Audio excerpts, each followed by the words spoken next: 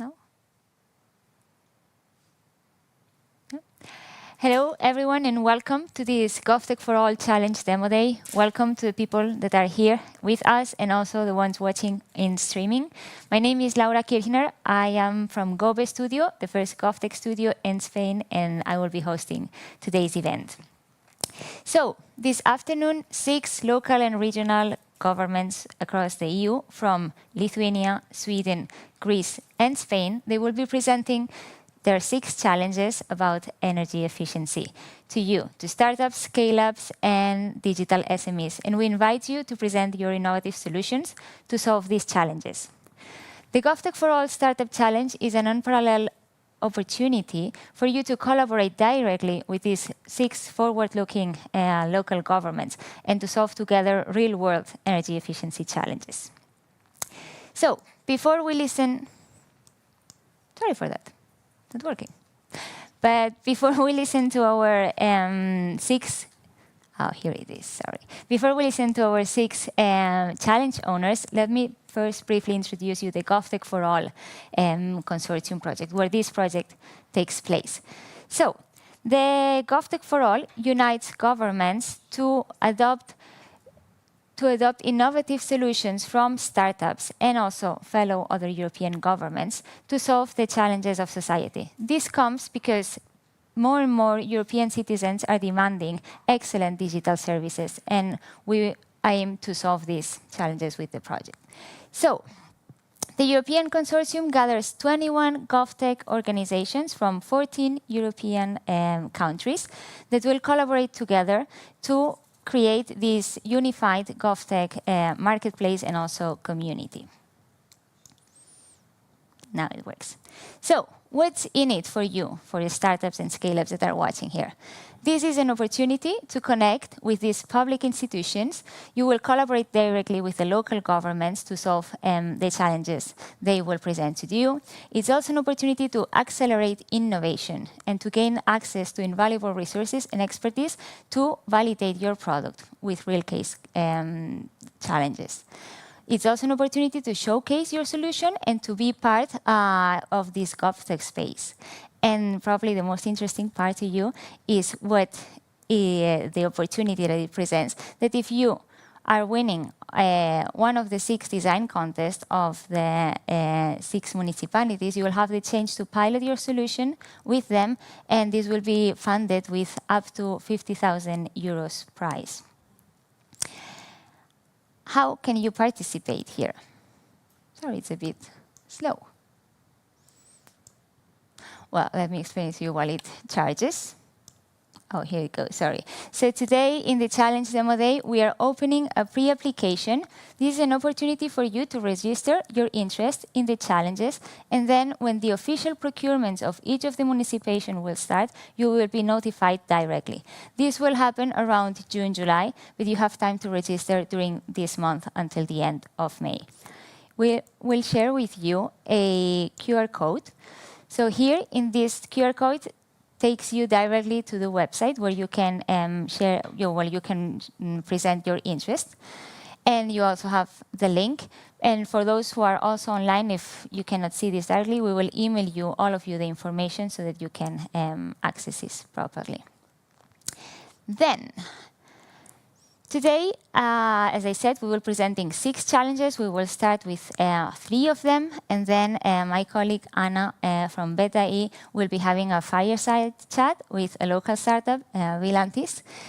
And you will be able to pose questions to the challenge owners while they have their presentation using the Slido app. You can also go into the Slido webpage and use the GovTech hashtag to access it. We will be receiving the questions here and then posing them to the challenge owners.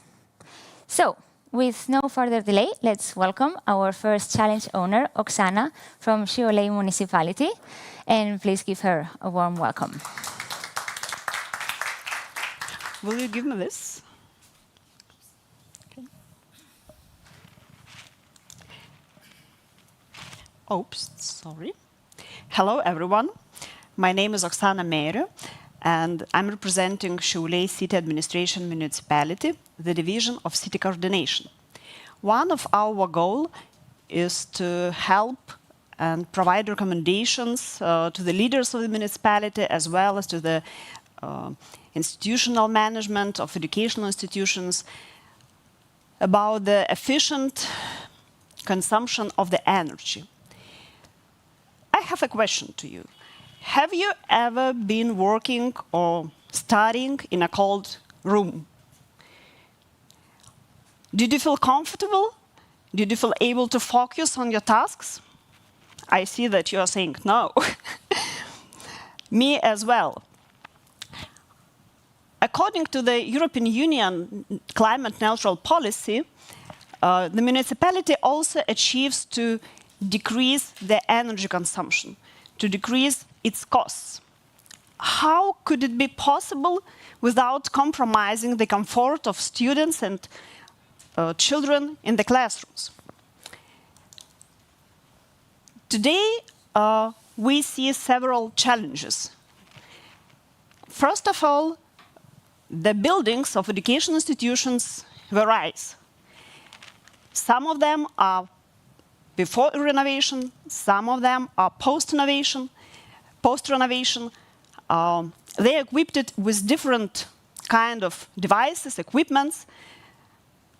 Some of them are old, some of them are quite new. So there is a huge variety of the buildings. At the same time, we have a monitoring system, but the system doesn't provide all the data. We had a big information shortage, data shortage. How can we measure, how can we manage something that we cannot measure? So we invite you and challenge you to solve a complex task of effective energy control in public buildings. What do we need? The municipality needs energy monitoring system with real-time and historical data, which could help us to identify and to set clear benchmarks for tracking the progress. In the long run, the system could become a smart system, smart energy management system, and smart building. We do need reliable data. We challenge you to collect reliable data for us. The data which enables us to identify where the problems are, which devices use the most energy, which places within the buildings needs the most electricity. We're looking for the solution with real-time data on energy consumption. The solution should help to monitor the existing patterns, also to identify the devices and some kind of anomalies. And all this information will help to reduce the energy costs. We also believe that the visualization of the data on the dashboards could make changes in the awareness of educational staff and children. Moreover, the solution should enable us to identify the benchmarks, to follow and to track the progress of energy savings. So the municipality needs a solution that would enable warm classrooms, smart spending, and saving the environment. It should be mentioned that there is different kind of Lithuanian hygiene norms which set the different requirements for classrooms, corridors, sport halls. So our goal is to monitor the energy consumption, maintaining in the compliance with these Lithuanian hygiene norms. If you have developed similar solution, similar monitoring systems for complex buildings, please join us. And in the case of success, the solution could be acceptable in other 59 municipalities in Lithuania within 100 of kindergartens and schools. Thank you. Thank you very much, Oksana, for this challenge. So I wanted to ask you, what are the limitations of your pilot? Everything looks really exciting, but what should startups take into account when working with you? From my point of view, the biggest limitation is the time, because you will have really short time for the piloting of the project. It will take about less than half a year. So we are looking for the already existing solution, which will enable us to collect the valid data and reliable data. All right, thank you very much. And another limitation, of course, is the language. We prefer English or Lithuanian. Unfortunately, we do not have the competences to use another languages. Okay, so for the pilot, it's fine because we are here offering the chance to participate to all European startups as well. So for the pilot, it's fine to work in English, for example, but if we are thinking of a scale-up, for sure, then we will need to think about the national language. All right. Thank you very much. So that will be all for you. Let's give Oksana an applause and let's welcome Paula. Thank you. So now we have Paula on stage.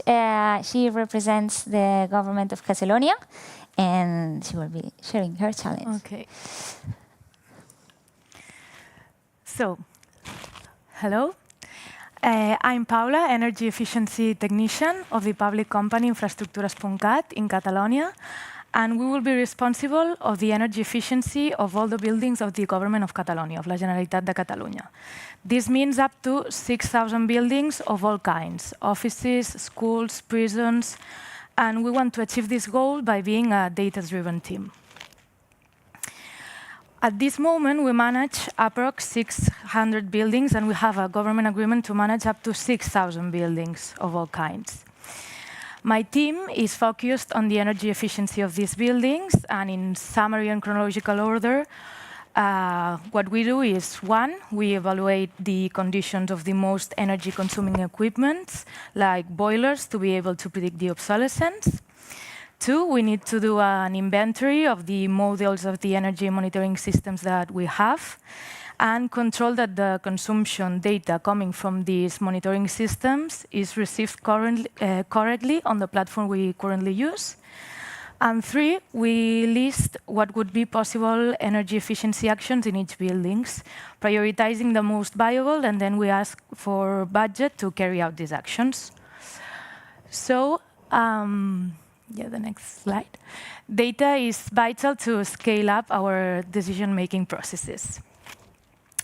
The energy efficiency team, we work, among others, with different types of data, such as the data on the typology and use of the buildings, data on the characteristics of air conditioning equipment, boilers, etc., which we collect through initial audits, consumption data from the different electricity, gas, and water consumption meters, and temperature and air quality sensors, which we collect through manual reading or monitoring, and electricity, gas, and water bill data. Here, besides energy data, we have economic data.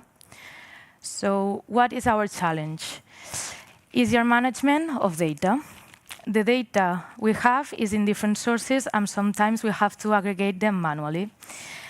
And sometimes this data is incomplete. So we would like to be able to identify the useful life of each equipment by buildings, to be able to predict its replacement before it fails, generate consumption data to cover data gaps, for example, setting empty data alerts, measure and visualize energy savings when proposing an action in a building, for example, with energy baselines.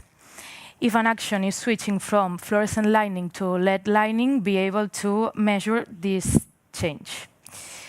Have a system of simulation of expected saving achievements in the execution of simultaneous actions, and obtain recommendations of the most energy efficient actions in buildings, and as these actions have an associated budget, be able to analyze it in an automated manner. So what do you need to know to work with us? We are a recently created team, eager to innovate and test the latest technological solutions in the market. And as I mentioned, the buildings we manage are of different typologies, from prisons to schools, but they are also in different locations. We do not only manage buildings in the Barcelona area, but we also manage buildings throughout the Catalan territory. So advantages of working with Infraestructures and the government of Catalonia is that we need to scale up to 6,000 buildings, so you can scale up with us. Any technological solution that is tested with us could be tested with another company. And the company Infraestructures and the Catalan government is strongly oriented towards digitalization. So all my colleagues are excited to test new technological solutions offered by the market. And you'll be one of the startups involved in the GovTech of the government of Catalonia. And working with us is the perfect excuse to visit sunny Barcelona. So join our efforts towards energy efficiency and digitalization and help us scale up to 6,000 buildings. Thank you.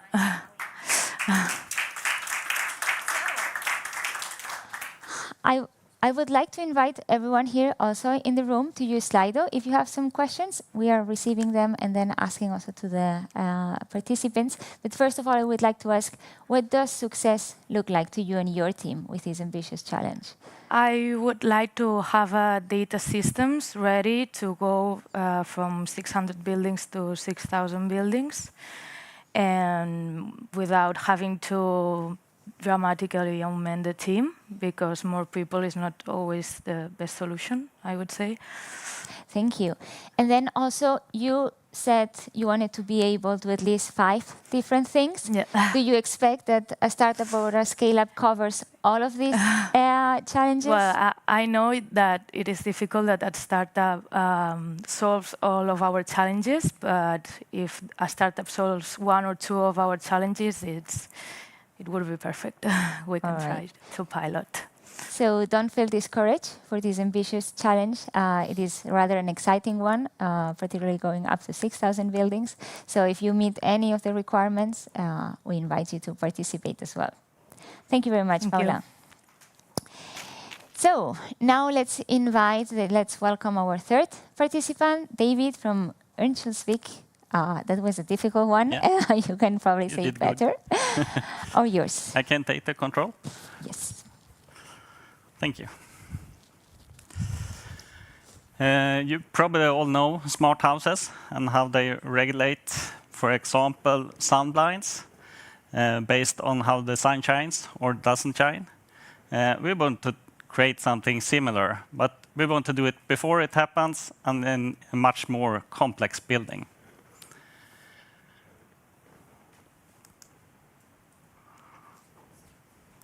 Strong, yeah. So, I'm David Berglund. I'm from Örnsköldsviks, a small town in the north of Sweden. We have a population of 55,000 people, so not that many. But at my place, Paradise, we have 200 visitors a year. We are an indoor water park and spa. And here you can see a bit of the building. We have a lot of glass windows. And as every water park, except perhaps in warm countries, but in a cold country like Sweden, we have huge energy consumption. Regardless of it's winter or summer, we have to have the same degree inside. 29 degrees in the water, 31 in the air, and it consumes a lot of energy. And you probably know it doesn't cost. It costs a lot, and if you take out the cost on the entry fee, then you don't get any visitors, so then you lose money. And it's a complex building. We have 20 different ventilation systems. We have 10 different pools with water cleaning. So we have to regulate everything in this complex building. And it's a semi-smart system we have today. We try to develop as we go along, and we try to cut our costs on energy over time. And then our semi-smart, slow regulation system doesn't predict the weather, for example, or doesn't predict how many people we are going to have that day. If it's a payday, we know we have a lot more people than if it's the last day of the month. And we think that our solution is to develop an AI that controls the facility and all the values in the system and uses prediction of weather and customer flow to lower our energy costs. So we would like to invite you and challenge you to help us use less energy, use less chemicals, and create a stable indoor climate, both for the lifeguards who stands in the heat, but also for the customer who doesn't want the temperature to drop if it's turning cold outside and the system is slow. So we challenge you to develop your experience together with us. We're going to have a great time together.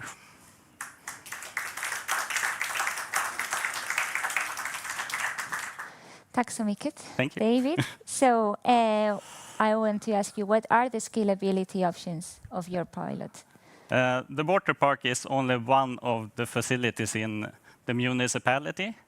So we're running tests on this one. If it works well, we can scale up to more facilities in Örnsköldsviks. But there are a lot of water parks in Europe that also uses a lot of energy. So the possibility to scale up is big. Yeah. So as you know, this is a European project, so we will have the chance at the end of the pilots to showcase all your solutions to other municipalities that share similar challenges. As David said, probably like in the central northern part of Europe, there's a lot of water parks like this. We have some other questions for you. So what would be the timeline of implementation that you expect? Yeah, as fast as possible, always. I think we're talking about going out on the pilot now in May. So in May, the procurement is open. Yeah. And then we have a 6-month pilot. Yeah, exactly. So in a half a year. Good. Yeah. All right, thank you very much, Thank you. David. And now we'll have a short break from presentation, and I want to invite Anna from Beta E and Ritis from Vilantis to come off the stage and discuss the challenges of startups. I don't know if you need this. Okay, good. Good. There was her.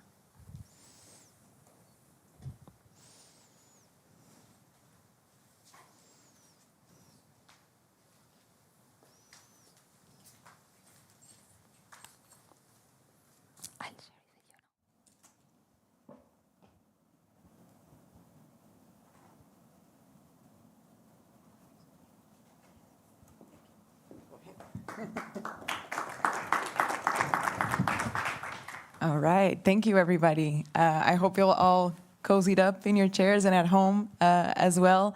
I want to welcome you to this fireside chat. We've been listening to our municipality's challenges. We will continue listening to them once we finish.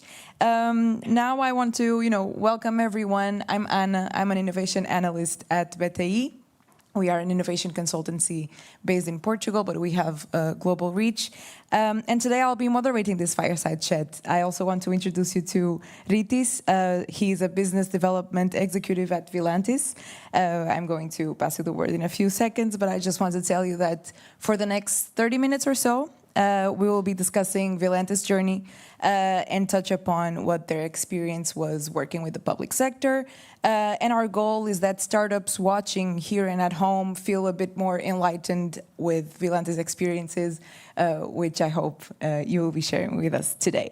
So hello, Ritis, welcome. Hello. Thank you for inviting me. Thank you. Thank you for being here. So let's just jump right into the first question. You're the best person to tell us what is Vilantis. Tell us a bit more about you. Okay, so I'll try to give a brief overview of what we do and what we are. We are quite a young company, yet we have a core of developers and engineers that have quite an extensive experience, at least 12 years in software development. So it's 5 years already as we operate as a company, and more than 4 years as I've joined it myself.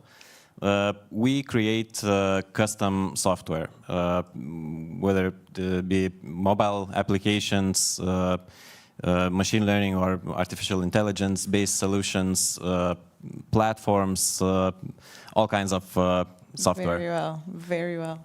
I want to ask you, because I noticed that you have an interesting startup journey, because you started in the US and then you came to Europe. Can you walk us through a bit? Yeah. So as co-founders of the company, we're both working in a US-based startup. Some things related to that led that when they founded Vilantis, our first clients were in the United States. And it was a bit different, I'd say, the whole expansion story a bit different from other companies in Lithuania, maybe, because we didn't start expanding locally. We started expanding back to Europe and back to Lithuania, because our core clients are in the US. Then we came back to Europe, Sweden, Denmark, and Lithuania. Very well, very well. Very interesting as well, because as you said, it's very unusual, at least in the Lithuanian context, right, to start, in a more global reach and then come back. Let's jump into challenges and your perceptions of working with the public sector, which I think it's the juice of today's conversation. Working in the public sector, there's this skepticism around public procurement, and I want to know, what were your main concerns? What your expectations? Were they met? Were they not? Tell us a bit about your experience. Okay, so to start, we were skeptic about starting working with public sector as well. I'm going to be transparent with this. First of all, our probably biggest concern was that usually those public procurements for systems, platforms, and all other software in public sector, those projects are usually huge, and as public organizations are used to working in a waterfall method, well, simply you get paid after you complete all the project. And for a young company like us, with up to 20 developers, let's say, to take up a contract for $1 million and just develop it until we finish it and only then receive money, well, just operational funds didn't lead to that. So one of concerns. Other things were like, I don't know if it's a myth or maybe it's a history already, that some or all public procurements are arranged up front and you cannot participate if you don't have connections there. So we're a living proof that, it's different. And I can actually mention that actually GovTech Lab, Lithuania, was doing this GovTech Challenge series back in 2021. It wasn't the first series, but it was the first for us when we got invited to participate there. And well, we noticed that it's a way different method of handling those public procurements. They weren't looking for very specified, explicit tech specs, and they were coming to companies, to startups with a problem. And it was it was the startup who had to offer the technology, the solution to solve that problem. So we found it really interesting, and it was, well, very, very different. We got to choose our technology to offer it as well. We work with the technologies that are maybe less used in public sector, rarely used maybe. So we got to work with what we know best, and we thought, why not to try? And one of the things that those projects weren't too big. It was sort of prototyping as well. So yeah, we could take it, and we participated. We participated that year in 3 challenges, I think, won 2 of them, and completed them successfully. Okay, congratulations. That's very, very good. So you would say your perception changed around public procurement after you did these challenges. Can you tell us a bit more how, you already gave us some tease, but can you explore a bit more of how your perception changed?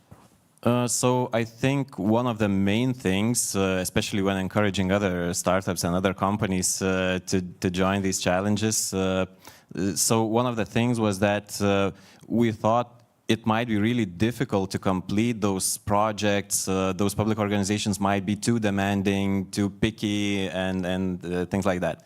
But the thing I really wanted to mention today is that those people who had innovative idea in their public organization, they went this far to get this idea funding, to join the challenge series, or not challenge series, maybe just to prepare a procurement for it. And they went this far, so they really want it to happen, and they actually collaborate, and that was really encouraging for us. That's why we started participating more and more in the public sector. Great to hear that this is a notice for you, startups who are attending, that working with the public procurement can actually be a really good experience. I want to go back a bit on your previous topic that you were talking about, how different it is to work as a startup. Startups are agile, and you were referring to the waterfall project management style in municipalities as well. So what were the clashes that you most felt, if you felt any clash, working with a municipality in your cases? When we worked not with municipality, but other public sector organization, we had this funny story, which I like to tell when I talk about these GovTech challenges. Well, one of the things keeping startups from joining those public procurements is probably bureaucracy as well. And we felt that. we got into a situation where we just needed some integrations for getting data that we needed to complete the project. And we had to collaborate on with several other organizations or agencies on that to get accesses, etc. So with one of the agencies, we got when we reached out to them and asked for the data that we need, which is mostly, it could be open data, I guess. Their answer was, okay, sure, after our lawyers talk with your lawyers. So such situations aren't too fun. So what I would suggest is to start solving these bureaucracy-related and all the political decisions, even maybe start solving those questions up front when on the first day when you start the project. Of course, that's very important. And I want to remember that here at GovTech4All, we are testing a new way of doing public procurement that is faster. We're trying to, do fix the bureaucracy, boring part of public procurement. So, yeah, we're piloting this new innovative way of doing it. And going back to our conversation, when dealing with, GovTech challenges, we are talking about specific problems to address. And I can imagine that startups that are hearing the municipality's speeches today, they start visualizing how their product and how their solution can be applied, or what new products and solutions they could create to apply to these challenges. And I believe it would be really interesting to know your perspective on what has shaped your experience with the public sector the most, and what is more important to you. The value that you're going to bring with your solution, so the specific problem you're going to try and solve, or the tools you are going to use. What would be the most heavy plate here? Well, a good question. I think you can use many tools, and there are always many alternatives for every problem to solve. That's why it's really important that more and more startups start participating in these GovTech challenges, because every problem can have multiple approaches, different solutions, different technologies used for it. And only if people generate those ideas, participate, only then organizations can pick whatever suits them best. But from our perspective, it's always the problem, and also even when we are building prototypes, we are looking forward. We are trying to understand the overall problem, the whole process behind it, so that it can be scaled. And what we are looking for usually is not just take this project, do something, and just forget about it.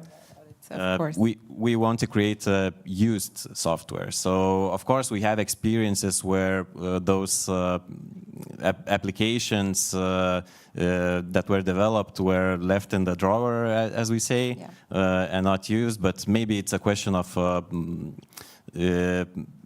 don't know, maybe it's politics, decisions from above, I don't know, but sometimes that initiative just stops. So our main goal when participating is actually to create something useful and that would be used. Of course, thank you. Thank you for explaining that. I want to go through, a bit more on the scaling up side of things. But before we go there, I think it could be good to paint a picture of the initiatives you, more specifically, worked with. You had two initiatives with the public sector, if I'm not mistaken? Yes, in the first challenge series. Okay. So can you walk us through the different initiatives? Yeah, so one problem was from Siauliai district municipality, not Siauliai city, but Siauliai district municipality. They had a problem with ownerless waste, waste all around the district, in the forests, near the roads, and problem was that their maybe citizens are afraid of bureaucracy and things like that as well, but they are not too active on reporting those problems, those waste problems. So what they needed a tool for people to easily report such waste problems, as well as a tool to administer those reports. It's because, well, there's no use if a person reports a problem if it's not solved or it's missed. So what we developed, it was a mobile application where a person could, first of all, they can find some useful information with interactive maps about the waste bins and waste collection facilities, really useful information, navigation to it, and also it has feature to report such waste problems, let's say overfilled trash bins, some tires in the forest, or inappropriate recycling, because apparently it's a problem as well. If you have a textile waste bin, it doesn't mean that someone will not try to stuff their tires in there. So yeah, so after a person reports any problem, any waste problem using that application, it's automatically using GPS data, but automatically sends the report via email to the organization that should take care of it based on the location, whether it's in some town municipality or in forests or around waste bins in some radius. And yeah, those reports can be accessed can easily just by clicking the link, can be accessed by these companies or town municipalities that should take care of it, and problems get solved this way. Great. So this was about ownerless waste. Ownerless waste. Yeah. Okay. What was the other initiative you had with public institutions? The other initiative was coming from Lithuanian Innovation Center. They were looking to create a tool, an innovative solution to evaluate the impact every university in Lithuania has on separate economic sectors. And it was measured in three different ways, by how many publications are pointed towards one or another economic activity sector, also how many specialists are prepared in that institution that could work in one or other sector, and also R&D projects in size and in count. So we created a machine learning based solution that was reading through those, for example, publications, reading through their summaries, keywords, titles, and it was automatically deciding which economic sectors could benefit from that most. Yeah, and it was. It also required innovative visual solution, because we tried when we were preparing this proposal, we were looking through all possible diagrams and all the graphs, but we didn't find something that actually matches the purpose, because, well, it's I don't know, maybe it sounds simple, but it's really complex problem, and we were proud to find a really simple looking solution, because we sort of created our own method of displaying the connections. I'd probably have to show it rather than tell about it. Yeah, of course. No, but when you do something complex and you can show it in a simple way, you know you've done a good job, and that everybody understands. Yeah, and just a quick comment. Seems that why a person couldn't read through those publications and decide to which sectors would it go. Actually, people do it, and organizations pay a lot of money for this manual thing being done. But in 3 years now, I think we have at least over 100,000 publications being analyzed and chosen for one sector or another, so it's impossible to do manually. Of course. You already touched a bit upon that, but I want to know, what were the main challenges of applying this solution? How did you tackle them? And then, what did you like most about this initiative? We're talking about both challenges, you right? can be both, yes. With the first challenge, I don't even know.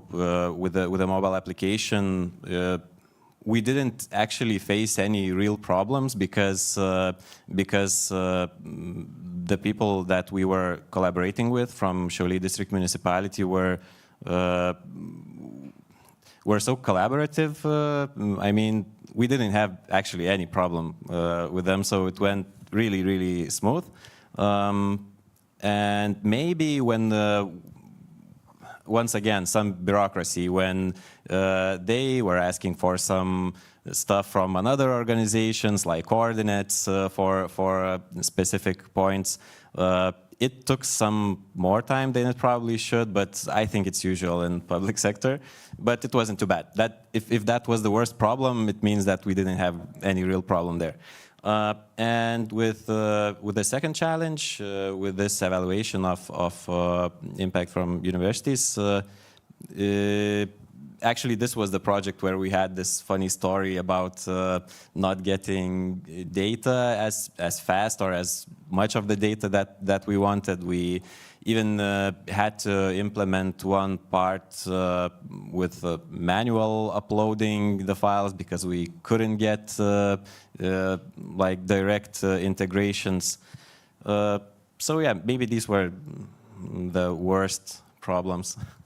Okay. No, it's good when your worst problems are not the problems at all, right? And what did you like most about these experiences? As I've already mentioned, the thing that surprised me the most, and that what I found really, really pleasant participating there, is that those people who are who got this idea and who wants to make it happen, they collaborate even better than any business representative would. I mean, we are working with many businesses out there and with various scale because, well, I could say we mainly work with smaller startups, early startups, but we also work with some corporations. So we get various experiences, but you rarely meet people so involved and so willing to help. So that's really nice. Okay, good to hear. Good to hear. Okay, so let's talk about. I promise you, we will be talking about scaling up, because when startups are looking for an opportunity for a pilot, they want to know how they can scale up that pilot. So I wanted to know, how do you approach the balance between starting with a prototype and scaling up, especially in the public procurement scene, in the public area? So if I understand correctly the question,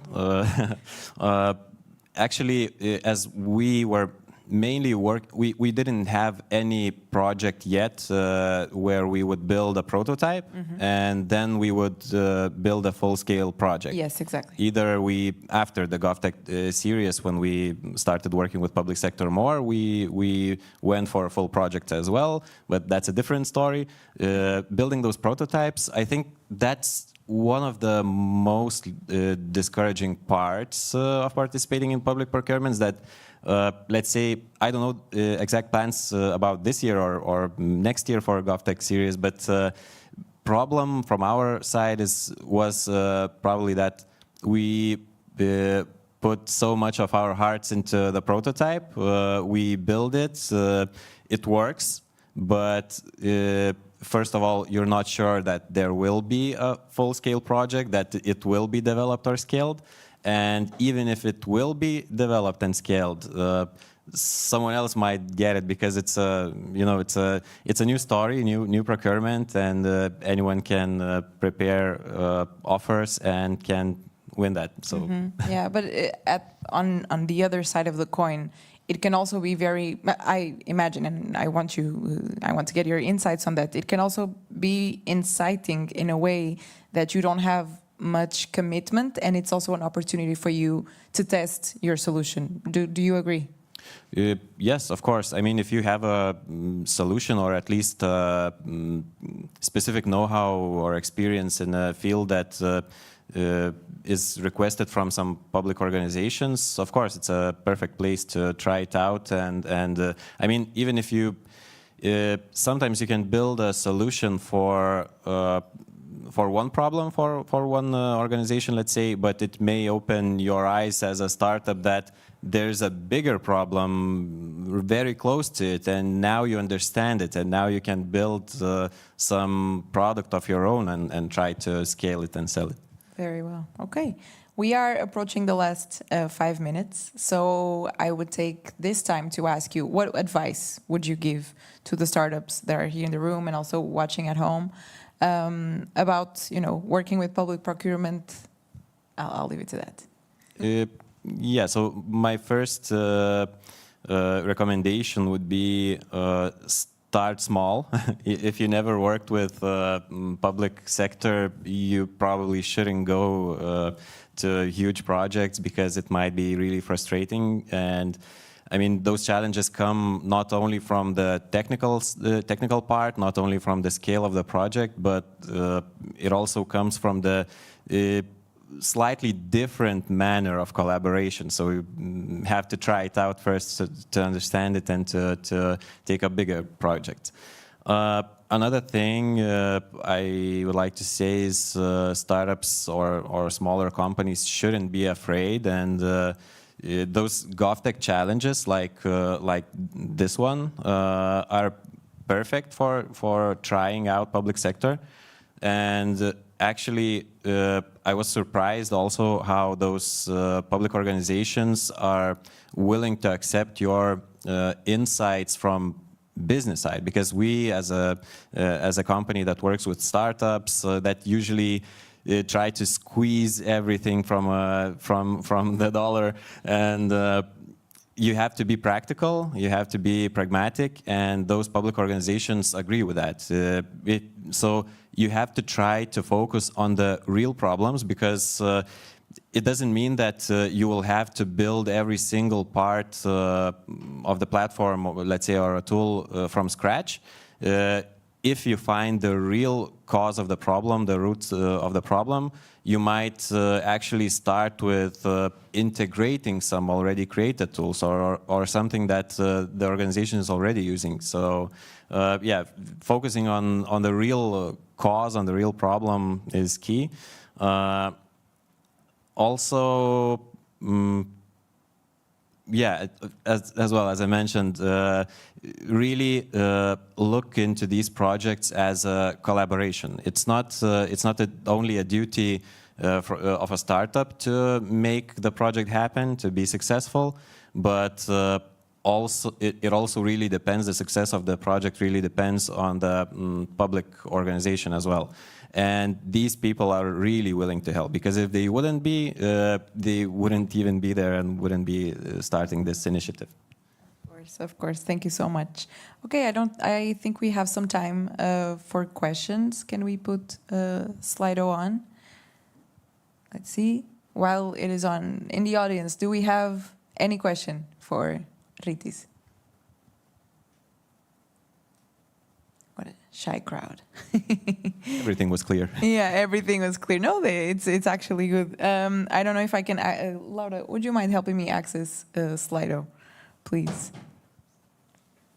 Just to check if we have any other question. And while we wait, oh, thank you so much, Camila. Okay, we have, not yet. Okay, go ahead. You can turn on my mic. So you came from the States, you say you were working also with Denmark and so on. Have you worked here in Europe with different public sectors as well? Actually, no. We only work with public sector in Lithuania, as we are quite new to public sector, as I mentioned. So yeah, we only have experience in Lithuania yet. And do you anticipate any barriers of working with different not European institutions, but public sector from different European countries? Because this challenge series is about this, is about connecting startups from all over Europe to different local governments, also across countries. How do you see this opportunity? Actually, from our perspective as a company that participates in these challenges, I believe that it might be that those public sector organizations in different countries might be expecting more of a local vendor because of language and cultural fit, maybe even. Not sure. So potentially we will see how it goes with international challenges as well, as who knows, we might be participating this series as well. Great, thank you. Thank you, Rytis. This was very interesting. Thank you so much for sharing all your insights, putting out there your expertise. We value that. Thank you so much. Thank you, everyone, for your attention, for your time. I hope that this was enticing to you, that you took some knowledge and insights from this conversation. And yeah, let's continue with the pitch presentation. Thank you. Thank you.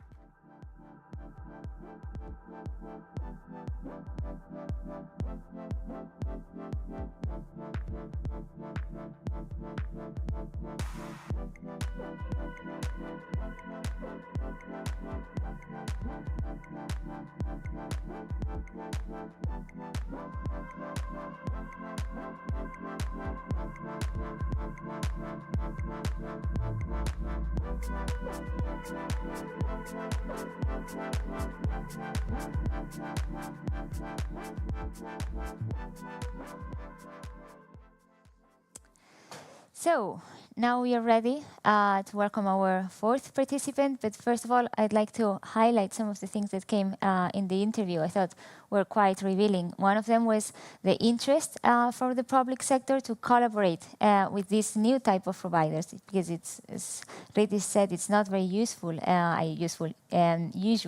for startups to collaborate to work with the public sector, and more over the years we are starting to see this as a trend.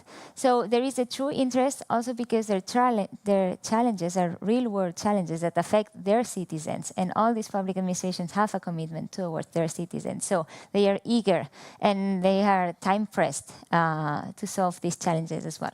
And the other thing you were talking about, not having data available sometimes, that you encounter some barriers that you might not expect maybe in the private sector. Well, this is an opportunity not only for startups and scale-ups and SMEs to validate their product and learn to work with the public sector, but for the public sector, it's also an opportunity to start doing things differently, because maybe thanks to this pilot, thanks to working with this startup, they have the need to break silos within the government, to share data with someone else. And thanks to these initiatives, new opportunities within their own organizations also open. So it's a learning process, both for the entrepreneurial sector and also for the public sector. So thank you very much for your insights, Riti.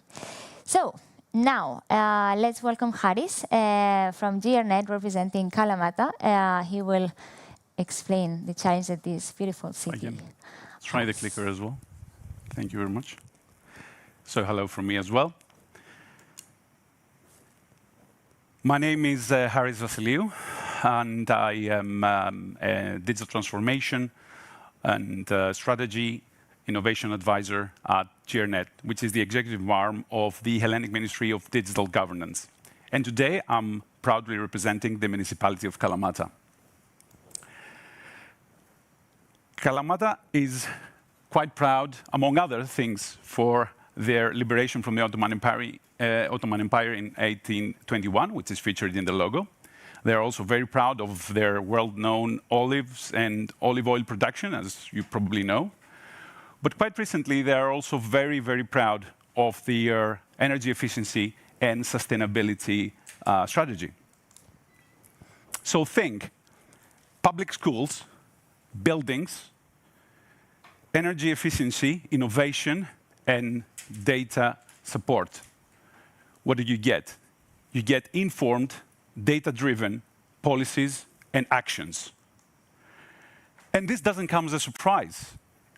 We know that more or less 70% of the city's CO2 emissions around the world are obviously produced by urban cities, and they have around 65% of the world consumption in energy. So the Hellenic government, alongside the guidelines and policies of the European Union, is putting also forward the National Energy and Climate Plan. And Kalamata is strongly following those activities planned for the nation.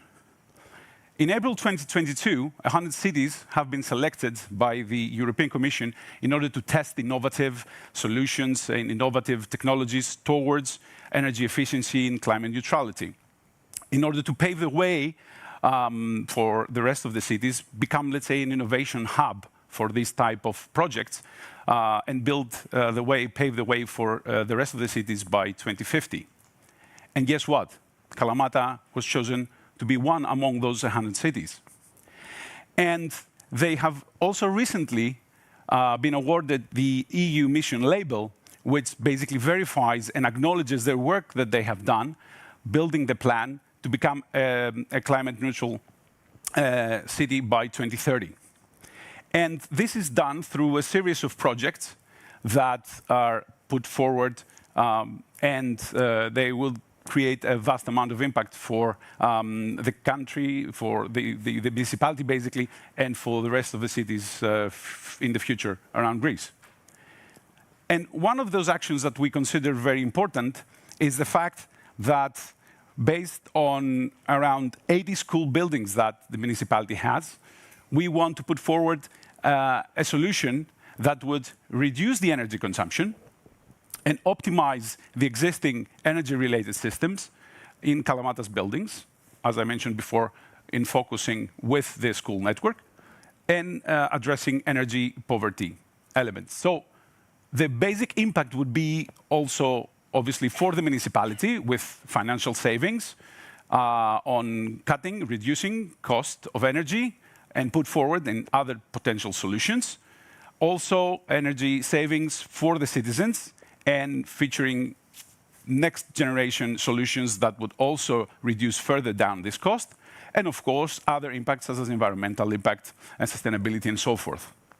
So we want to put together these elements like monitoring the data, have data-driven decision support, optimize the school consumption in energy, and so forth. And we want to do that through developing an electronic platform that would be collecting data, monitoring this data, and producing decisions for better data efficiency. There are already some solutions in place for the sensor infrastructure, but we want to put forward these intelligent solutions further. So we want to do data interoperability in order to utilize existing solutions or future systems. We want to follow an open strategy with open data and open architectures, utilize existing sensor infrastructures, and obviously work mostly on the decision support elements behind this electronic platform proposed. What will be the advantages of working with the municipality? So first of all, the EU mission, the EU label mission, puts forward the municipality to access for funds, private and public funds, in order to develop a series of this type of projects. Would be very, very useful for SMEs that are willing to join this journey. And of course, this is something that we would work on as well as GRNet, because we are strongly working with the municipality hand in hand in this pilot. Also promoting openness and innovation through our line of work. We are also working very closely with the digital transformation with special focusing on policy regarding smart cities. And we are leading, coordinating one of the European digital innovation hubs on public services and public sector transformation. You'll be working with the top-level management team of the Municipality of Kalamata, alongside with us, led by the Deputy Mayor for Strategic Planning and Climate Neutrality. And the basic element would be that SMEs would have, first of all, the ability to create an impact. This project would be the stepping stone for future projects and also other actions, as I mentioned before, that would be promoted by the EU mission label. We want to invite this innovation that SMEs have. We are an open-minded municipality, and GRNet is doing the same thing as well. And we are inviting you to follow this approach and give us ideas and build and work on those ideas. And finally, we are strong believers of good collaboration that will enhance these results further. And of course, this is something that we want to invite you. Let's go and build this innovative, collaborative, and sustainable Kalamata for the future and work with us hand in hand. Thank you very much. Thank you, Haris. And here you can see the enthusiasm of really collaborating with the innovative startups. So now people are getting more excited about Slido, so I have more questions for you. Thank you. Great. Thank you for that. First of all, I wanted to know what are the scalability options of your pilot? Well, the scalability options, this is a very crucial and interesting question for Kalamata as well, because one of the biggest aims is, as I mentioned before, this project to be a stepping stone for any future developments, particularly as a main interest towards the olive oil manufacturing industry, which is a very critical element for Kalamata, and also for bringing this added value to the citizens with other potential solutions apart from school buildings, to whether we can see, potential reduction in municipality taxes or potential reduction in utility bills and so for the citizens. So this is also another second big aim for, I think, the municipality. Thank you, Haris. And we've been asked as well whether this project is high on the priority list of Kalamata. Yeah, this is one, I think, of one of the highest projects, because they have also another series of projects that sort of work together with this approach. This is a pilot aiming to portray the ability to build this type of solutions, to integrate and interoperate with existing systems. And this is definitely something, as I mentioned before, that could be utilized, the results, for future developments. All right. So, more and more questions coming in. You presented the team before, but the question asked, like, who will be responsible for the data analysis? And I think that this may be also relevant for other municipalities in general. Like, do you have maybe experts in data analysis, or that can collaborate directly with the startups? Do you know the team that will be working on that? From our collaboration so far, we have seen that there is an enthusiasm from the municipality to deal with these aspects. They have quite an experienced team in place for dealing with these aspects, and that's why their plan has been recognized by the European Commission. So this is a very strong element, the fact that they have a solid plan in place and they have a way to move forward. And we, from GRNet, are willing and are there as partners of the project, and with our enthusiasm as well, to work hand in hand, as I mentioned before, to assist and help and put this project forward. Great. And then 2 more questions I have for you. Wow. Are there, no, we'll have it here. Are there any regulations that can limit the development of the solution that the startup should have in mind? Well, there Besides is a legislation in place, obviously, for procurement in Greece. We have had discussions with the relevant ministries regarding this approach, and we have figured out a way also to move forward with this innovation procurement aspect. So we're expecting to follow the law as long as, you know, along with all the other municipalities that work, and the regulations that exist, obviously, in different countries. Okay, and then there's another question that I think is also relevant for the others, and it's about timings.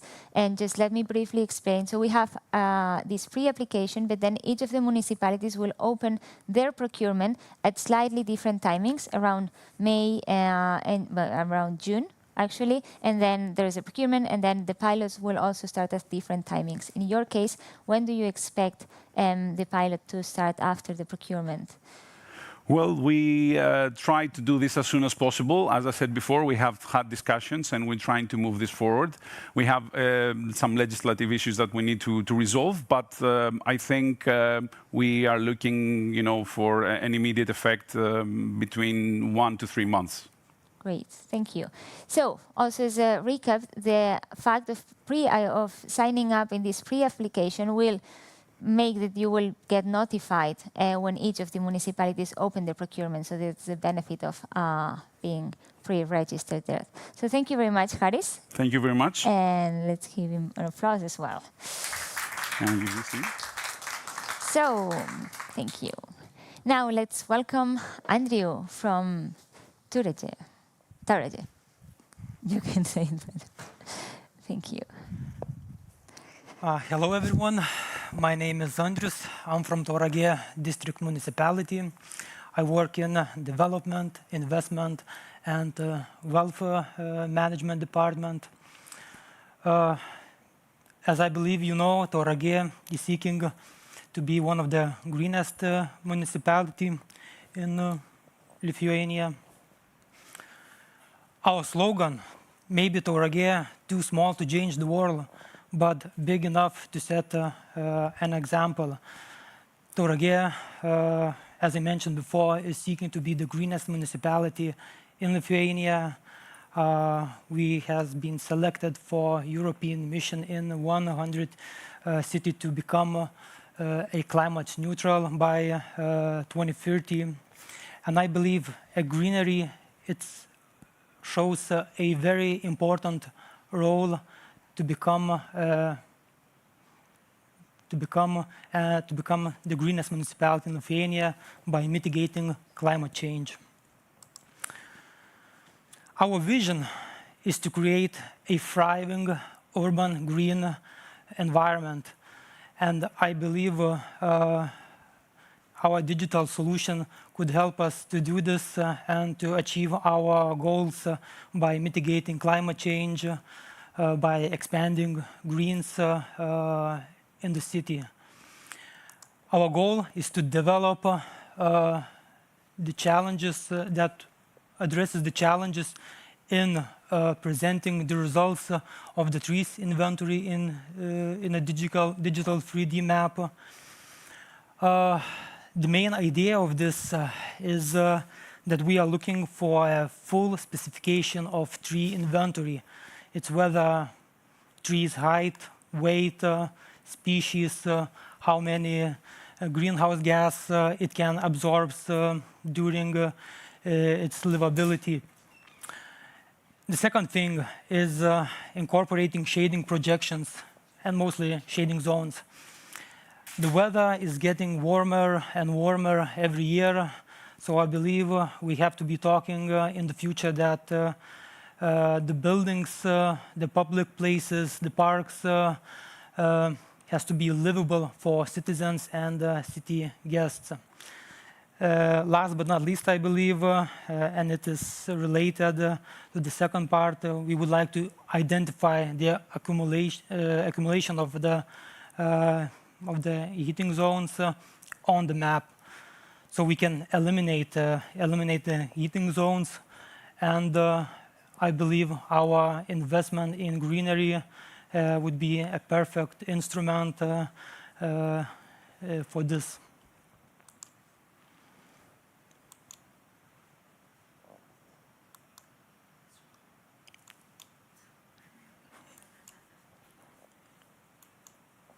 Okay.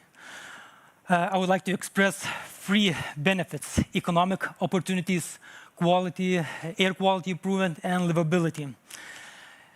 Economic opportunities, I believe ecotourism is one of the future business sectors, and I believe it can create jobs opportunity for maintaining the greenery in the city.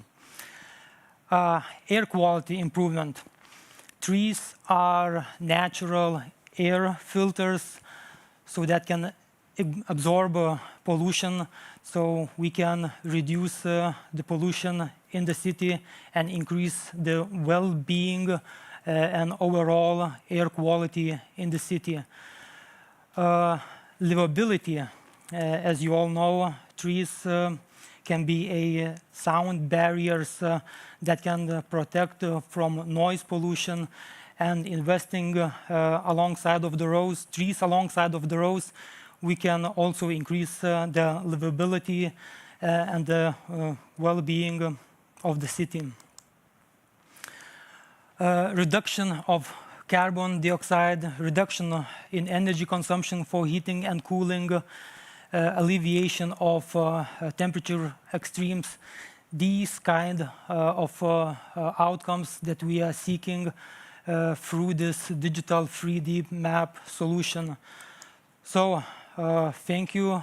I would like you to join us to solve our problems, and I believe together we can make Tauragė an example for sustainable cities.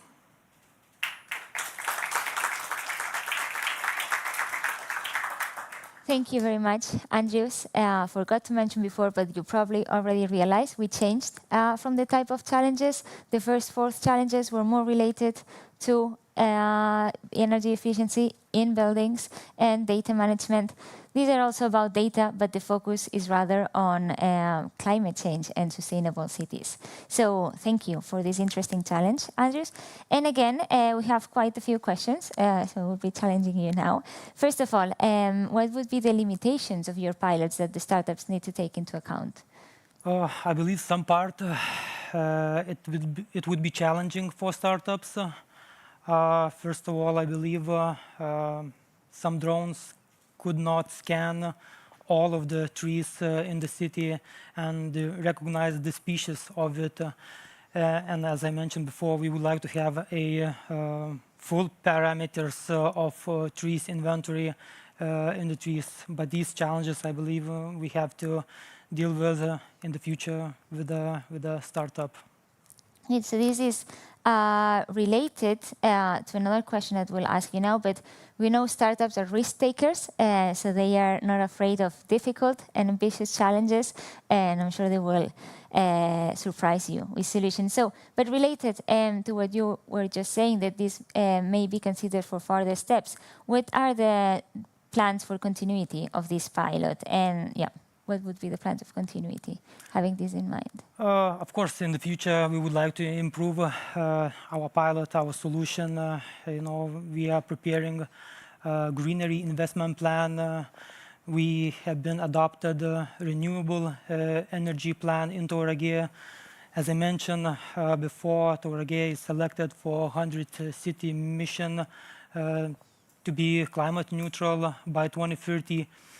So I believe all these goals can be adapted or implemented by increasing the functionality of our digital solution. Great answer, thank you. So there's lots of work to do. And then 2 more questions. What data on Greenery do you already have? Do you already possess? We possess some information. We have 5 parks in Tauragė. And most of the data we do have about these parks, it's small parks in Tauragė, but we would like to expand the whole Greenery in Tauragė.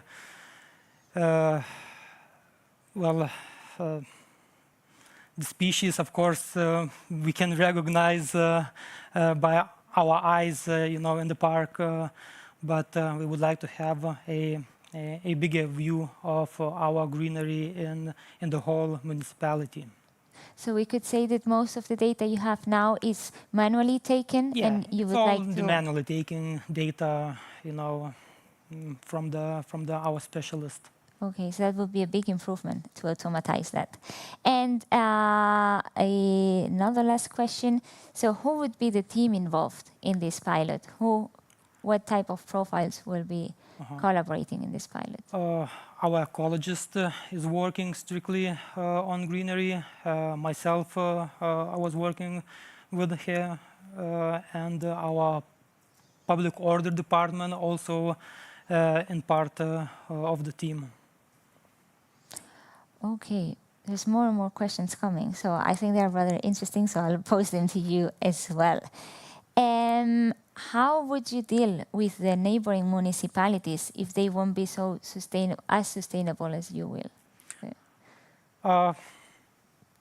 Do you think there's a chance of collaborating there, maybe presenting the solutions to them as well?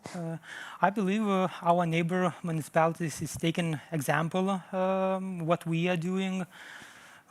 We have been receiving many calls that we did that, we did another. We bought the first municipality that we bought electric buses. We investing in renewable energy and so on and so on. So I believe we're not dealing with them. They are taking example of us. Great, it's a really good answer, and also something to take into account for the startups out there, as Tauragė is an example in the region. So, and one very last question, do you know if there are any regulations that can challenge the solution creators that they need to take into account? I think there's not many regulations. I have been talking with my colleague in administration, and I believe this challenge for startups quite easy through law perspective. Great, that's also good perspective. So thank you very much, Andrews, and we'll hope to see many inspiring solutions for your challenge. Great, and now let's start with our last challenge owner, Jorge from Madrid. It's all yours. Thank you, Laura. And thank you to all of you that are here, especially to the Lithuanian Innovation Agency that I think that they have made a very good job organizing this. So my name is Jorge Navas. I work in the digital office in Madrid City Council. So we're back from the north of Europe to the south of Europe. Madrid is inside the twin transition, the green and digital transition, Okay, we have strategies for sustainability and strategies for digital transformation. Okay, we were one of the 10 first cities in Europe who got the emission label as Kalamata. Okay, and we think, like my colleague has just said, that having green areas in a city is something very important for the well-being of the citizens and the tourism. What is our problem to have green areas and to have big parks with grass and everything is that we live in the south of Europe. We have very dry and hot summers, and irrigate is something that is expensive. It's expensive because even if we irrigate with recycled water, water is a scarceful resource. Okay, so. In this image, that seems really absurd, but this is what we do now. Okay, we irrigate even when it rains. Okay, so here in Lithuania now, well, it was raining before we came here.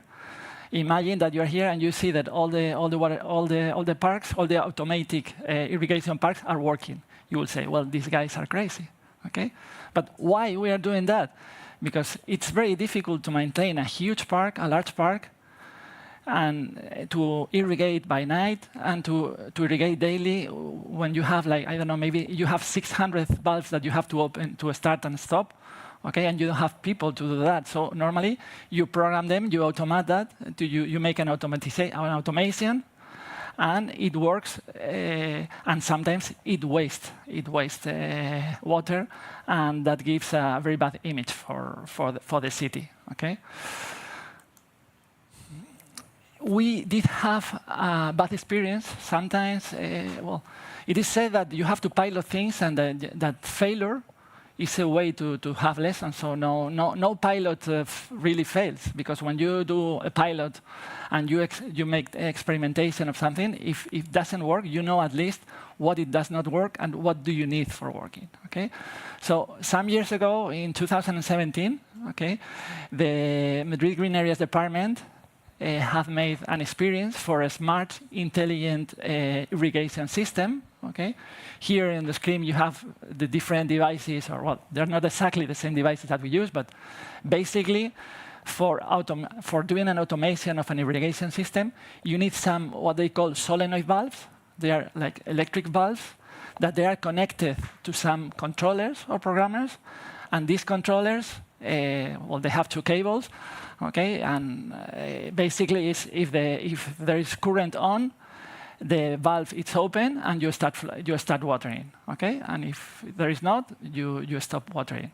If there is no battery in the device or if there's no power, it's always closed. Okay, so there's no problem on that, and we can do that automatically, and we wanted to do that remotely. Okay, so the park department, the green areas department, bought a whole system. It was a proprietary system. Okay, where they install network equipment in all the park, and everything was theoretically well connected and well communicated, and they could operate from outside and everything. But the problem is that maybe it was technology about 7 years old or whatever, but it didn't work well, okay?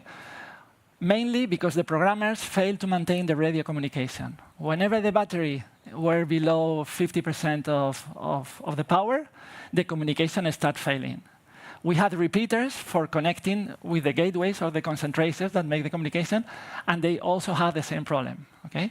On the other way, we had some programmers that they were in irrigation chambers that they tend to be wet, and some of them, they were spoiled, even because they were not fully waterproof. Okay?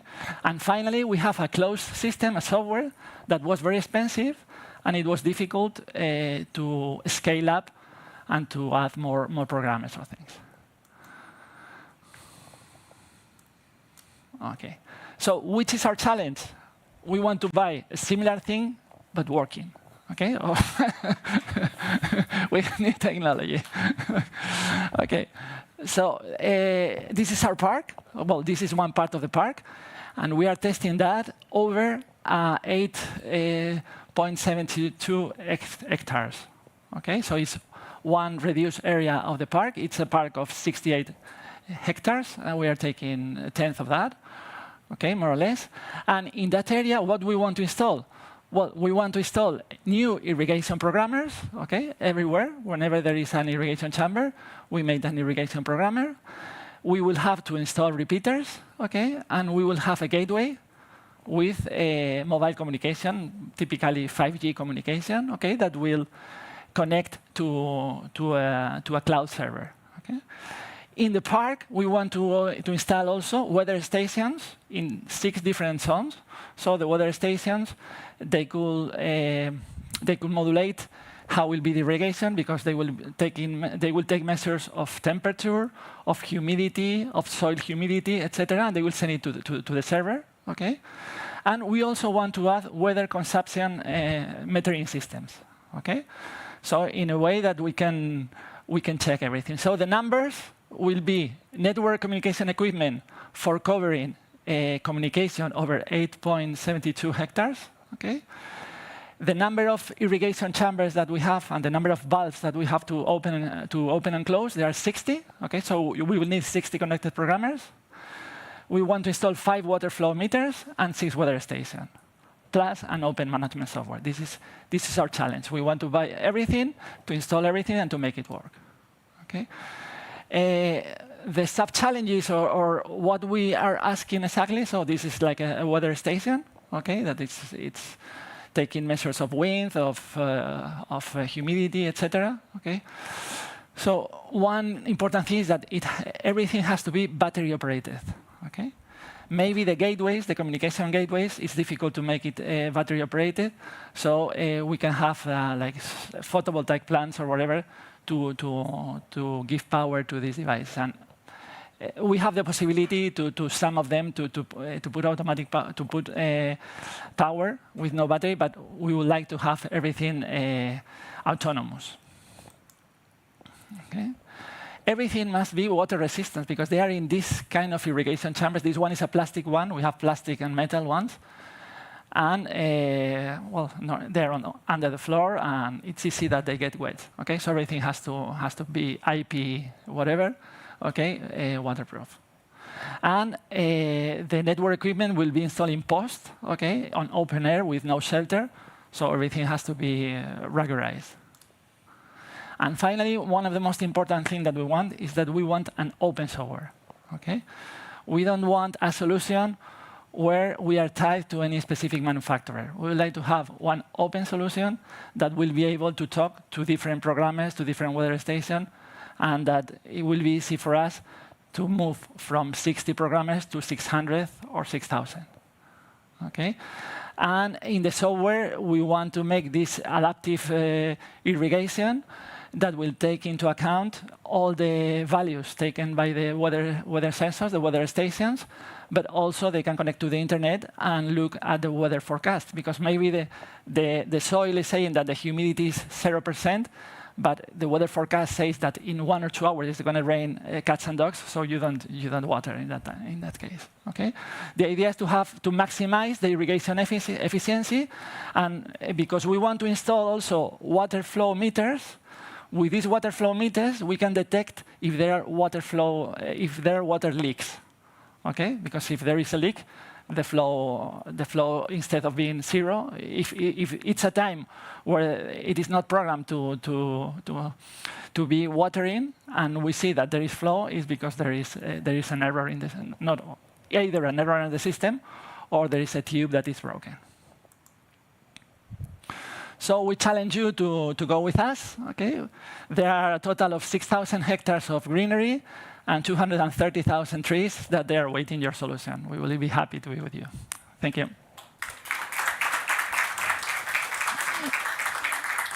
Thank you very much, Jorge, and also for your honesty on what worked well and what didn't work well. And this is what pilots are about.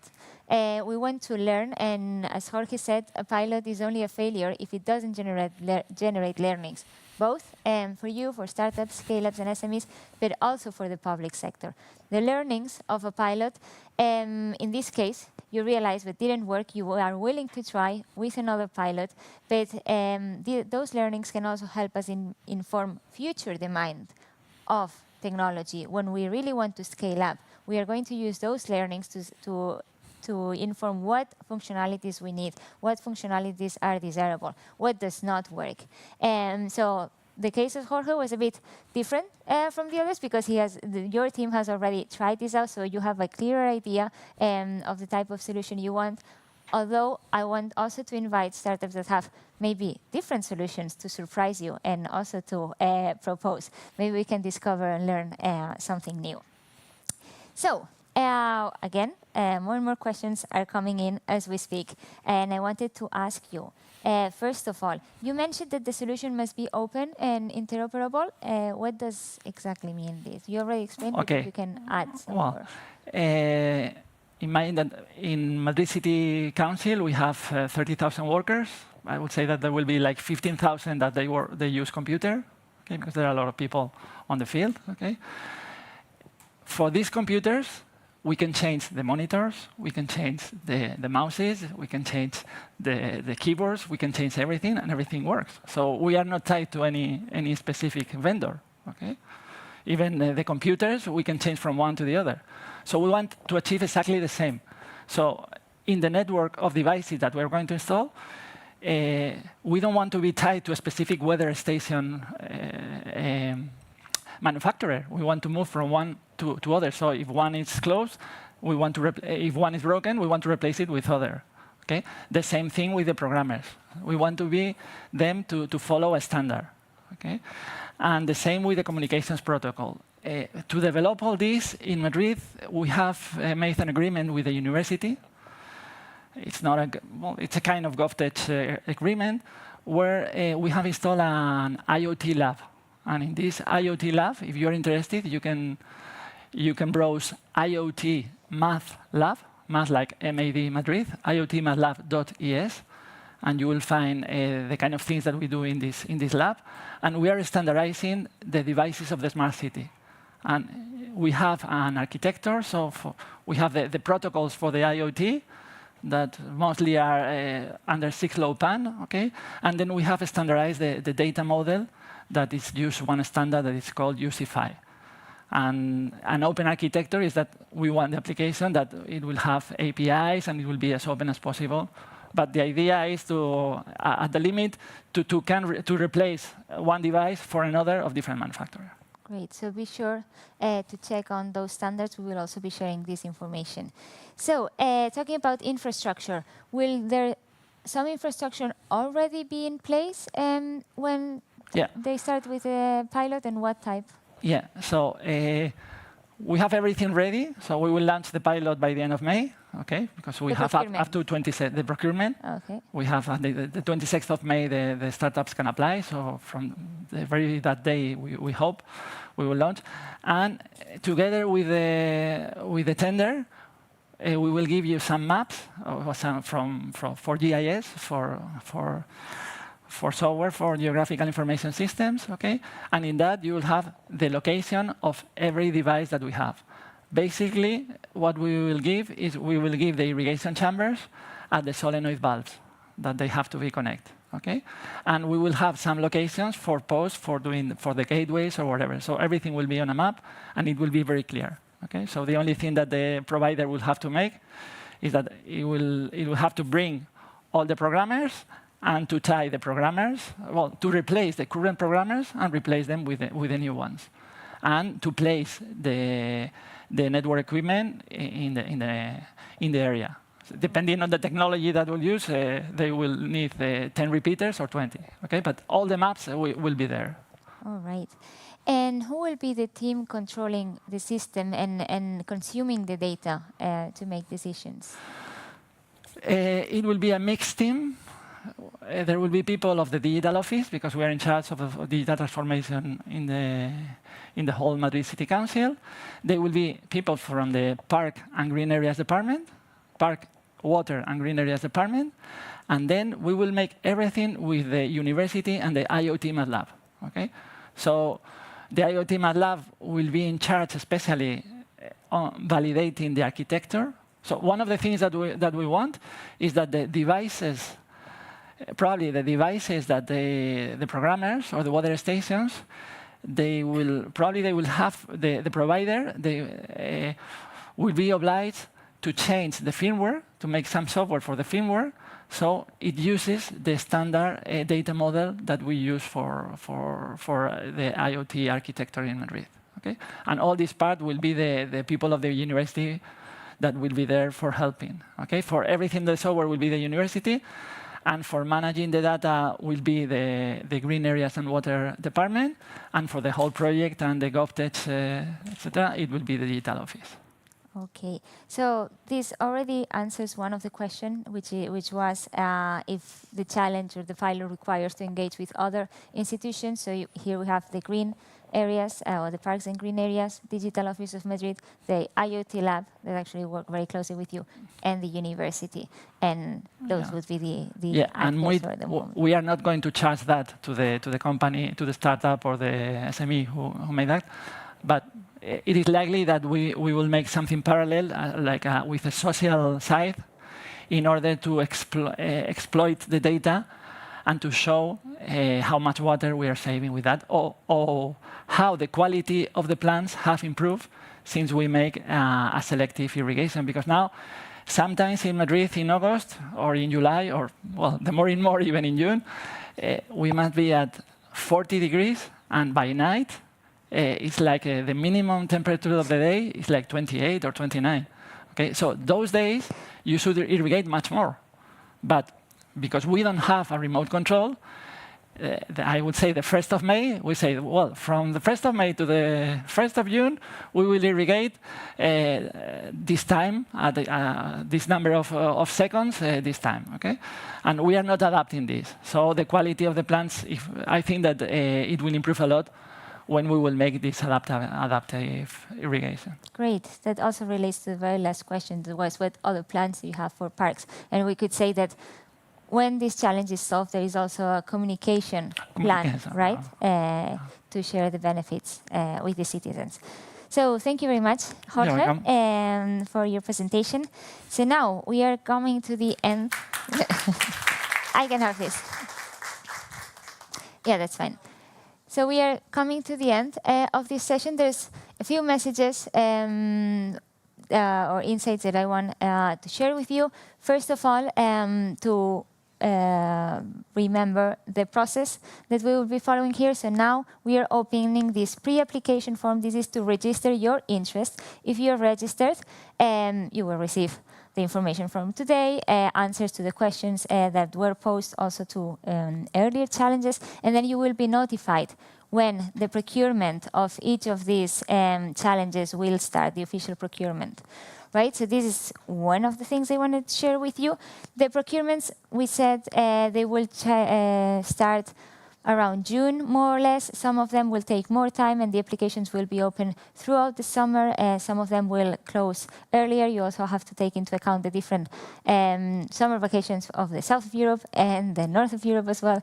But we hope to have all pilots in place after the summer to start. So timelines were many of the questions that we were receiving, so to make sure you've got this.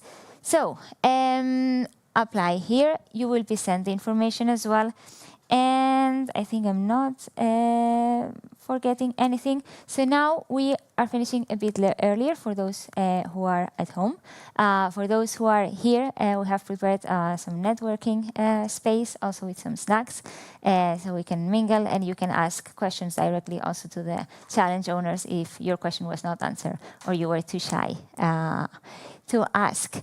So, thank you very much for staying with us. I hope this challenge inspired you, that you are eager to present your solutions. And I don't know if there's any questions, any very last questions that someone has about the process. Yes, up there. How many European countries are participating in this GovTech initiative? So, there's actually two concepts here. I know it can be a bit confusing. So we have the GovTech4All consortium. This is a big consortium of 14 European countries and 21 organizations. And we have 3 projects in there. 2 projects are about technology developed by the public sector and reused by other public sector organizations. And our project, which is the GovTech4All Startup Challenge, we have 6 local governments from different countries, 2 in Lithuania, 1 in Sweden, 1 in Greece, and 2 in Spain. We don't have national governments participating, it's local and regional governments who own the challenges. I don't know if I answered your question here. Yes, you answered partially. So other countries which are not in these consortiums, are they doing like separate projects, or there is no GovTech initiative at all? I'm not sure if I understand the question, but Yes, as I understand, GovTech4All, it joins several countries and several organizations. yeah. What about the remaining European countries? Do you know much about them? Do they do something similar like GovTech or not? Yes, so actually GovTech is a trend not only in Europe, but also in almost all parts of the world now. The colleagues from GovTech Lithuania are actually in Kenya as well, delivering a GovTech project that is outside Europe. So there are, I think that at national and regional level in other European countries, they are already implementing different GovTech labs or GovTech initiatives. For example, in Germany, you've got GovTech Campus. Luxembourg, I know they also have similar initiatives. Poland had also very strong GovTech initiatives. So if they are not in this consortium, is by other reasons, but they do many, actually, I think most of European countries now are engaging in different types of GovTech initiatives. This is a trend. This is actually a different approach to digital transformation of the government, no? Because until now, either it was the same government developing their solutions or collaborating with big tech and big providers. But now we are realizing that there's a lot of innovation that comes from startups, from SMEs that does not reach the public sector. So this is what GovTech tries to do, to bring them closer. And actually more and more countries are joining the trend now. Great. Any other questions from the floor? Logistical questions? Those are the most important because we want to make sure that everyone understands the process. Nope. So I think we can close it here. So thank you very much for staying with us, also the ones from home. And we'll be publishing again all the questions as well that were not answered and those that were answered. But that's it.